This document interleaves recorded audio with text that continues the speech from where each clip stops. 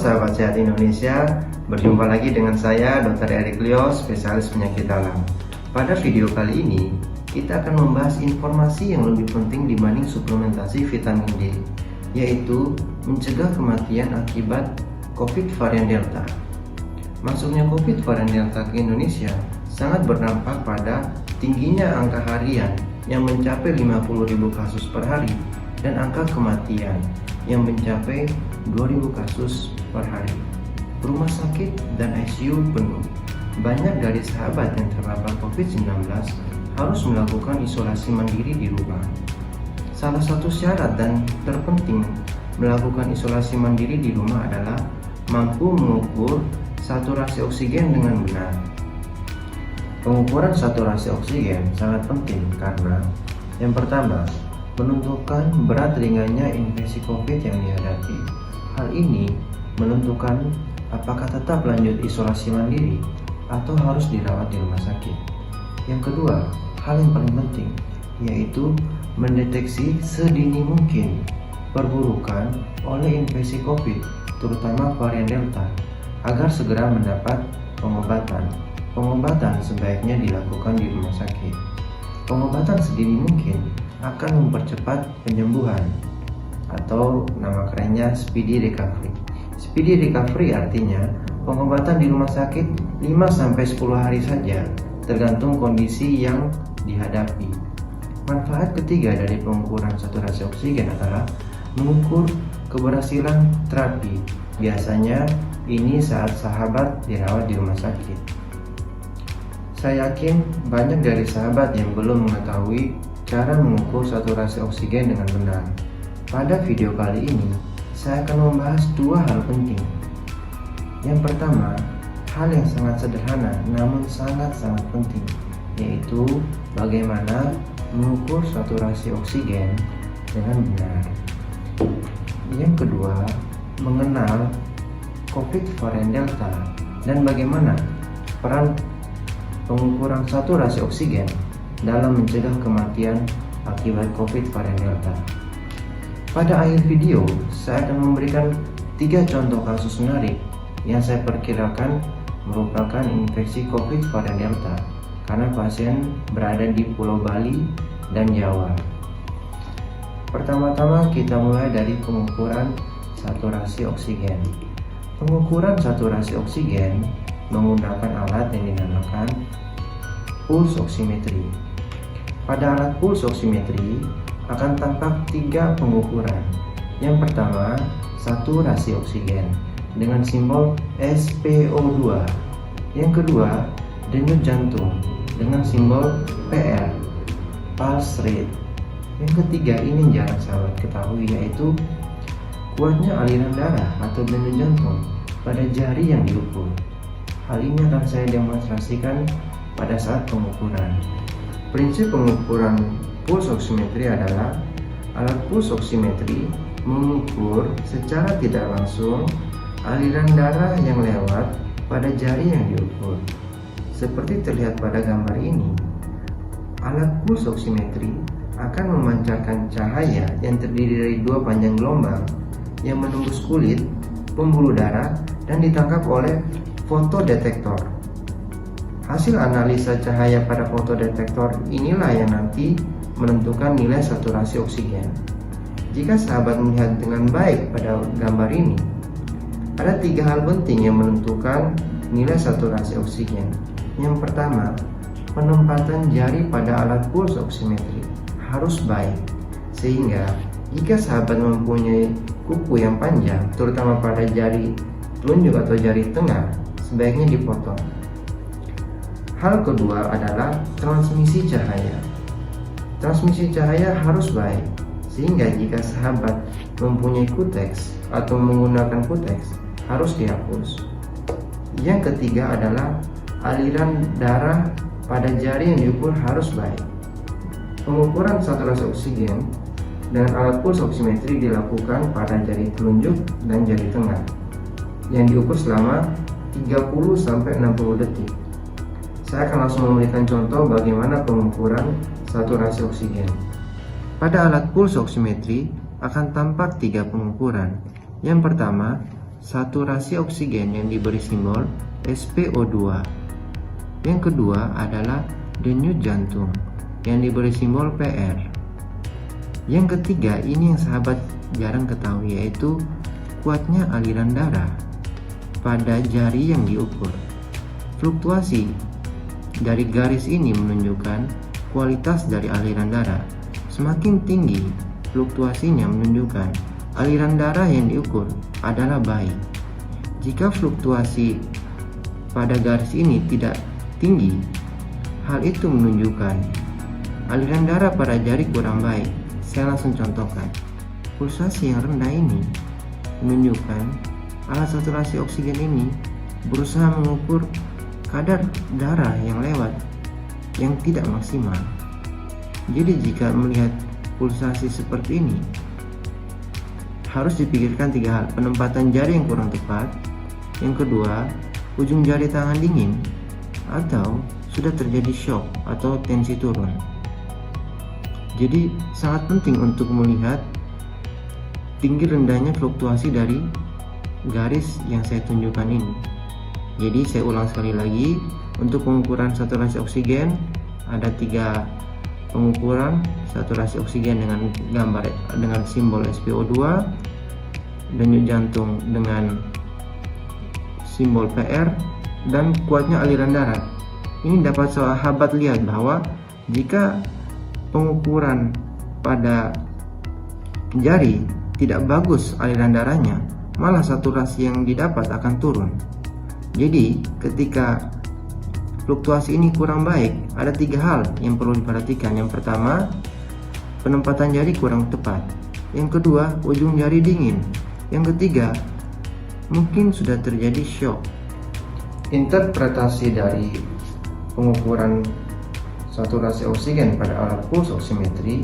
Yang pertama, nilai saturasi oksigen normal, yaitu 95% sampai 99%.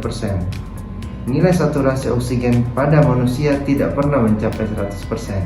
Sehingga jika sahabat melihat dalam pengukuran puls oximetry terdapat nilai di atas 100, itu adalah denyut jantung sahabat. Yang ketiga, nilai saturasi oksigen terganggu, yaitu saturasi oksigen di bawah 94%. Hal ini menunjukkan sudah terjadi suatu proses di paru-paru akibat infeksi COVID-19. Kapan waktu terbaik untuk mengukur saturasi oksigen selama isolasi mandiri? Jawabannya kapan saja, minimal 2 kali sehari, pagi dan malam.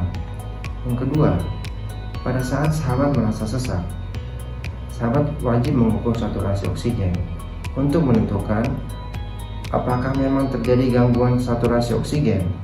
Jika dalam pengukuran saturasi oksigen normal, rasa sesak yang sahabat rasa kemungkinan disebabkan oleh asam lambung yang naik akibat banyak mengkonsumsi vitamin, terutama vitamin C dan zinc. Kapan waktu yang tepat yang ketiga adalah ketika demam sudah mulai turun, namun sahabat makin merasa lemas dan nafsu makan makin turun. Pada saat ini sahabat harus sering-sering mengukur saturasi oksigen. Kenapa? Karena pada poin ini kita harus mendeteksi dini terjadinya happy hypoxia atau silent hypoxia. Apa yang dimaksud dengan happy hypoxia? Happy hypoxia artinya harusnya pasien sudah merasa sesak ketika saturasi oksigen turun. Namun hal ini tidak terjadi pada infeksi COVID-19. Sesak nafas baru terjadi ketika saturasi oksigen jauh turun di bawah normal. Sebagai contoh, ketika saturasi 85%. Hal inilah yang menyebabkan banyak dari pasien COVID-19 datang dengan kondisi berat atau sudah dalam kondisi kritis. Pertanyaan berikutnya, apakah saturasi oksigen yang turun pasti disebabkan COVID? Jawabannya tidak. Ada beberapa penyakit yang sering kita temui yang menyebabkan saturasi oksigen turun. Yang pertama adalah infeksi paru oleh karena bakteri yang kita sebut pneumonia bakterial. Yang kedua adalah gagal jantung. Yang ketiga adalah penyakit paru obstruksi kronis. saya mau memberikan tips kepada sahabat bahwa asma biasanya tidak menyebabkan saturasi oksigen turun. Bagaimana dengan smartwatch atau smartphone? Untuk mengukur saturasi oksigen selama pandemi COVID-19, ternyata smartwatch ataupun smartphone tidak dianjurkan karena terdapat perbedaan nilai pengukuran dengan saturasi oksigen.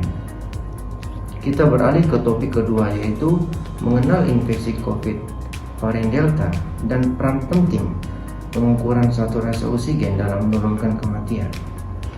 Varian COVID berdasarkan CDC dibagi menjadi 3 kelompok. Yang pertama, variant of interest. Yang kedua, variant of concern. Yang ketiga, variant of high consequence. COVID varian Delta termasuk dalam kelompok kedua, yaitu variant of concern. Apa yang dimaksud dengan variant of concern? Variant of concern artinya, pertama, varian ini lebih cepat menular. Yang kedua, gejala yang ditimbulkan lebih berat. COVID-19 varian Delta yang termasuk variant of concern 10 kali lebih menular dan perburukan kondisi terjadi lebih cepat. Namun, walaupun perburukan kondisi terjadi lebih cepat pada infeksi COVID varian Delta, ada berita yang sangat baik, yaitu pengobatan masih sama. Sehingga, segera deteksi dini perburukan infeksi COVID-19 termasuk varian Delta dengan cepat dan mudah dengan mengukur saturasi oksigen. Jika saturasi oksigen di bawah 94%, harus dilakukan pengobatan dan sebaiknya dilakukan di rumah sakit.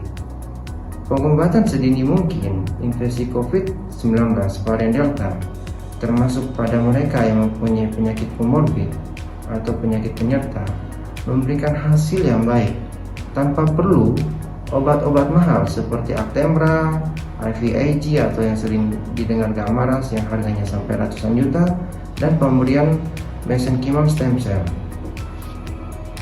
Pada kesempatan kali ini saya akan memberikan 3 contoh kasus yang kemungkinan terinfeksi oleh COVID varian Delta, di mana pada kasus ini akan tampak bagaimana peran penting pengukuran saturasi oksigen. Kita mulai dari kasus yang pertama. Seorang wanita berusia 34 tahun tanpa penyakit komorbid atau penyakit penyerta sudah mengkonsumsi vitamin D3 10.000 unit per hari selama 1 tahun dan didapatkan PCR positif. Setelah didapatkan PCR COVID positif, pasien melakukan pengukuran saturasi oksigen di rumah. Pada hari ke-7, pasien merasa lemas dan dilakukan pemeriksaan saturasi oksigen. Didapatkan saturasi bermain di 93-94%, sehingga pasien saat itu saya sarankan untuk melakukan pemeriksaan foto dada dan pemeriksaan darah. Dari hasil pemeriksaan foto dada didapatkan terjadinya suatu infeksi paru yang kemungkinan besar disebabkan oleh infeksi COVID. Dan dari hasil pemeriksaan darah didapatkan kadar vitamin D 81 nanogram per mililiter. Yang kedua, didapatkan juga D-dimer yang naik. D-dimer yang naik menunjukkan sudah mulai terjadi proses penggumpalan darah oleh karena COVID. Yang ketiga, terjadi kenaikan CRP dan interleukin 6 yang menunjukkan sudah terjadi badai sitokin. Pada pasien ini diberikan terapi, yaitu yang pertama, dosis vitamin D diturunkan menjadi 2000 unit per hari. Diberikan antivirus, anti radang, dan antikoagulan. Setelah perawatan hari ke-7, pasien sudah merasa sehat dan saturasi oksigen normal. Dan evaluasi pengobatan dari pemeriksaan darah didapatkan bahwa D-dimer yang sudah turun, artinya proses penggumpalan darah sudah membaik. Dan dari pemeriksaan darah kedua didapatkan HSCRP yang sudah kembali normal, yang artinya badai sitokin sudah tidak terjadi lagi. Pesan penting kasus pertama, yaitu pengukuran saturasi oksigen dengan nilai saturasi 94% dapat mendeteksi sedini mungkin perburukan infeksi akibat COVID-19. Yang kedua, saturasi oksigen di bawah 94% menunjukkan sudah terjadi suatu proses di paru-paru dan kemungkinan proses di pembuluh darah. Sehingga pengukuran saturasi oksigen merupakan jendela untuk melihat secara cepat dan mudah masalah yang ditimbulkan akibat infeksi COVID-19. Pesan penting yang lain adalah bagi sahabat di daerah yang belum mampu melakukan pemeriksaan CRP atau SCRP, D-dimer dan interleukin 6, cukup memeriksakan saturasi oksigen dan foto dada untuk mendeteksi masalah yang disebabkan oleh COVID-19. Pesan kedua dari kasus pertama, pada usia muda tanpa penyakit penyerta harus tetap berhati-hati karena perburukan infeksi COVID tidak mengenal usia. Pesan penting ketiga dari kasus pertama adalah hati-hati menggunakan dosis vitamin D yang tinggi di awal.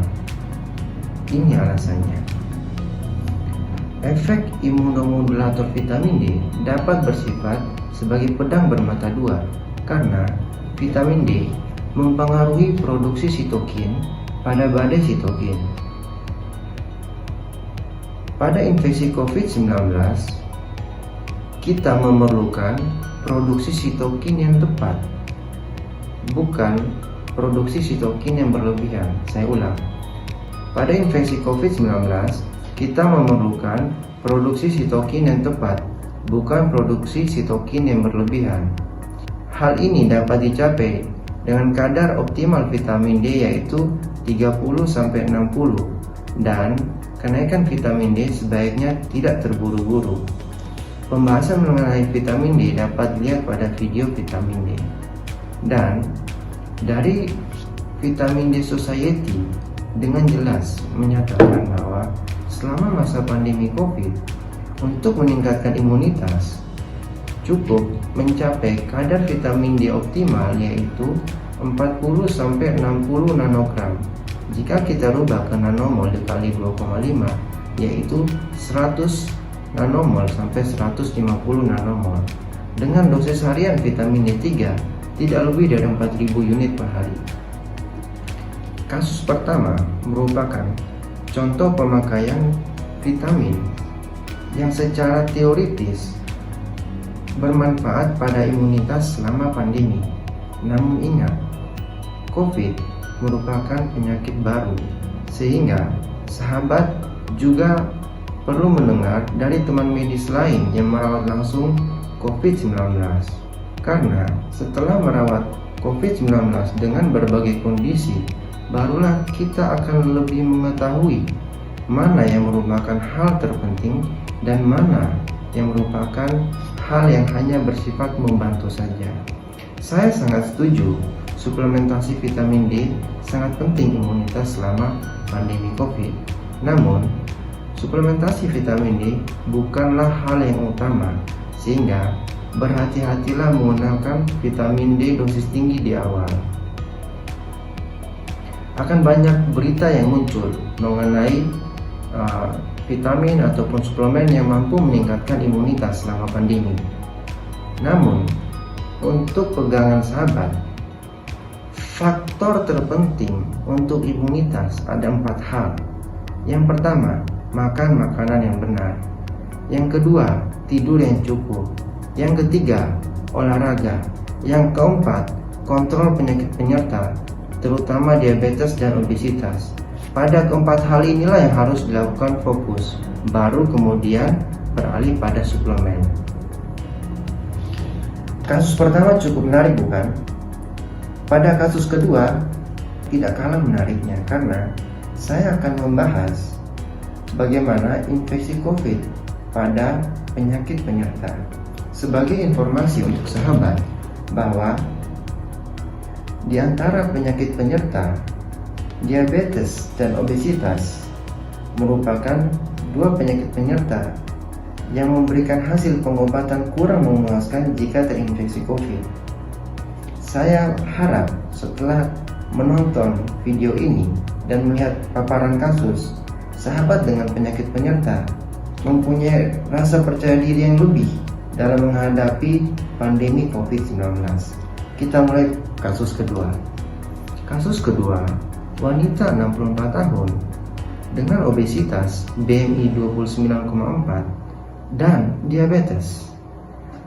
Pasien dengan PCR positif dilakukan pemeriksaan saturasi setiap hari, dan pada hari ke-7 pasien merasa lemas dan dilakukan pemeriksaan saturasi, didapatkan saturasi dalam 24 jam turun dari 97 menjadi 88%. Dilakukan pemeriksaan foto darah, didapatkan infeksi yang kemungkinan besar disebabkan oleh infeksi COVID. Dari pemeriksaan darah kita dapatkan pertama adalah D-dimer yang naik, yang menunjukkan sudah terjadi proses penggumpalan darah.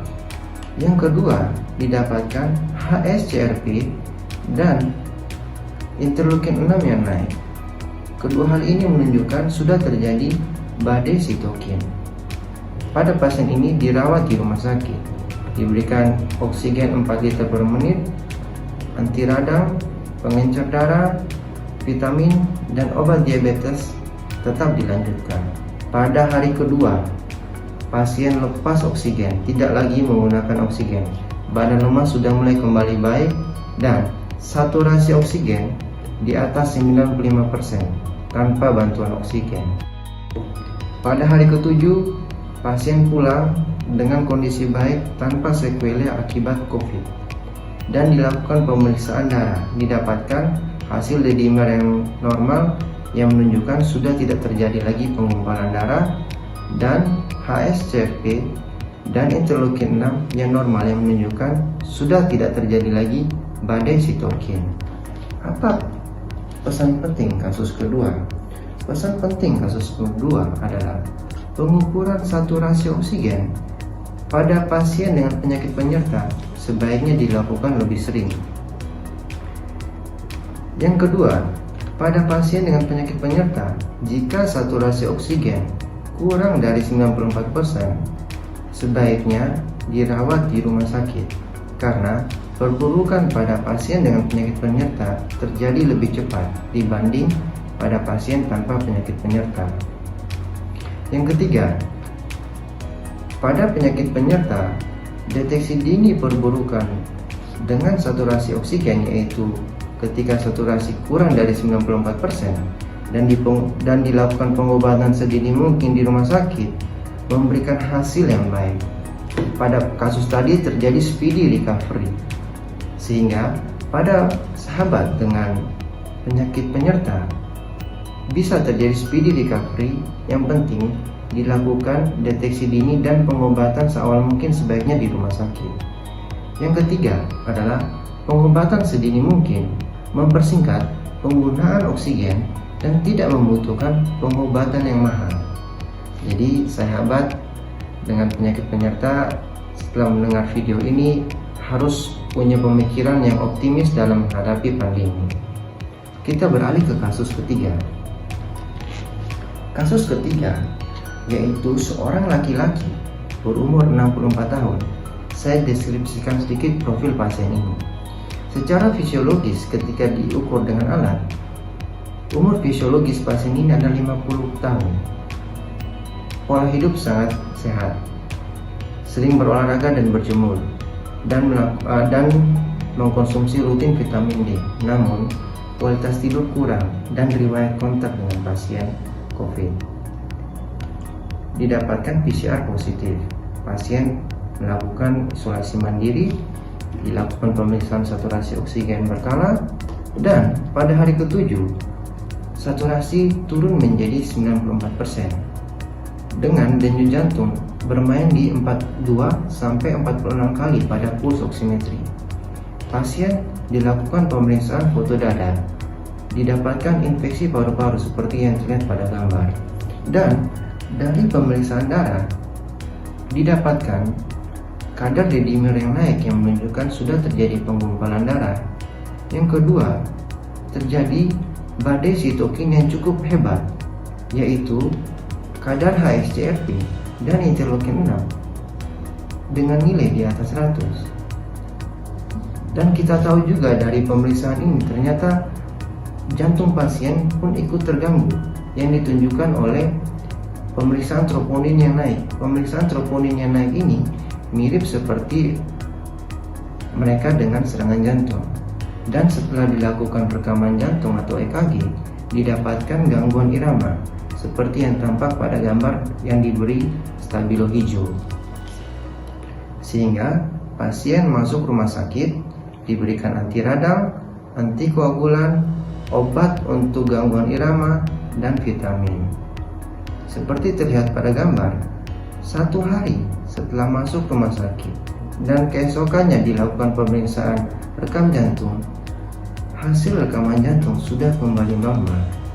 Dan pada hari ke-7, pasien pulang dengan sehat tanpa sequela apapun.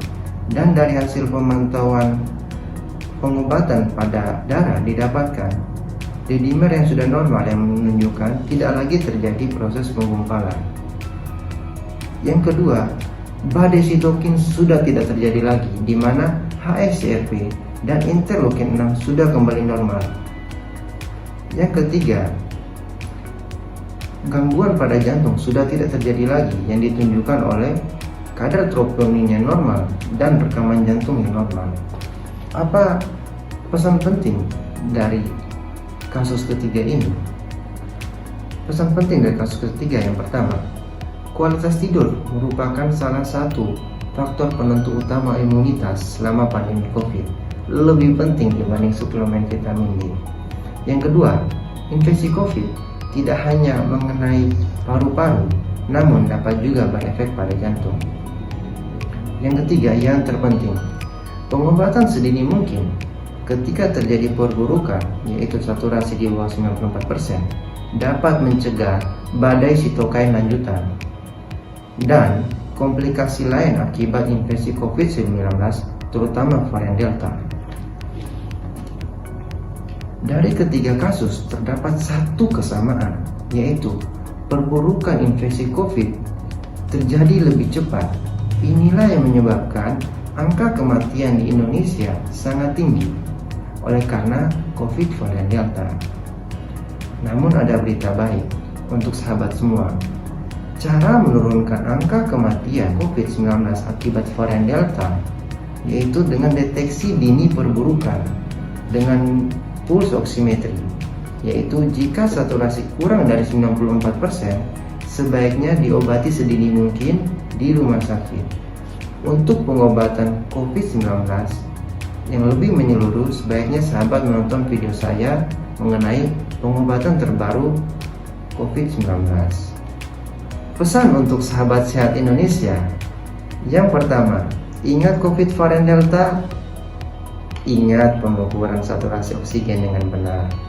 Pengukuran saturasi oksigen merupakan jendela untuk melihat dengan cepat dan mudah masalah yang ditimbulkan oleh infeksi COVID-19, terutama varian Delta. Pesan penting ketiga adalah COVID-19 varian Delta dapat diobati dengan baik, termasuk pada sahabat dengan penyakit penyerta, jika dideteksi sejak awal perburukannya, yaitu saturasi oksigen di bawah 94%. Pesan terakhir saya adalah sebarkan informasi yang baik dan penting ini untuk lebih banyak lagi menurunkan angka kematian di Indonesia. Semoga video ini bermanfaat. Salam sehat, Dr. Erik Liwas. Sampai jumpa di video berikutnya.